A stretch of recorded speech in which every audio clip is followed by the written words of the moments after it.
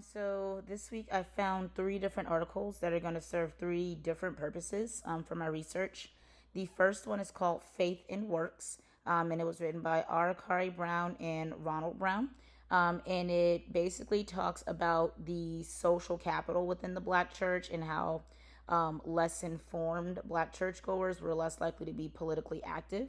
But as I was reading it, I started to make the connection between Black World War One and Black World War Two veterans and their acquisition of knowledge, of course, during those war years, specifically within the field, and how when they came back, they used that knowledge to spur political action. And so that will help me understand how even within the Black church there were income and class disparities, but those were further closed by the fact that so many Black soldiers were able to attain education. The next article is called Black Church and Culture and Community Action, and it was written by Sandra Barnes.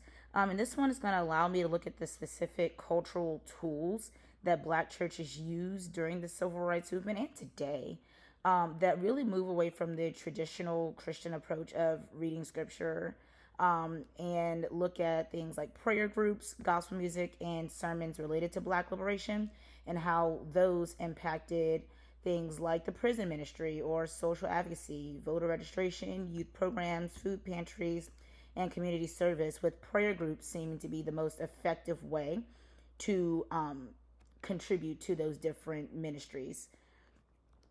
And then the third and final piece of research concerns I don't want to say blank space, but the forgotten period of the Civil Rights Movement.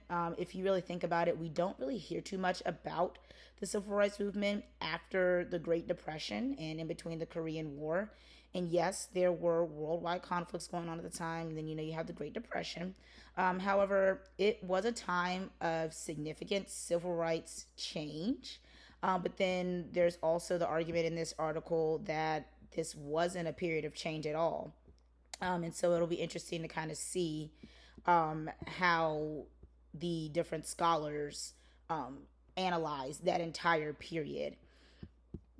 And so that'll help provide me with some context as to what was going on during that blank period and how certain actions and movements within that blank period were used to spur further action leading to the main period of the Civil Rights Movement, which we know as the 50s and 60s.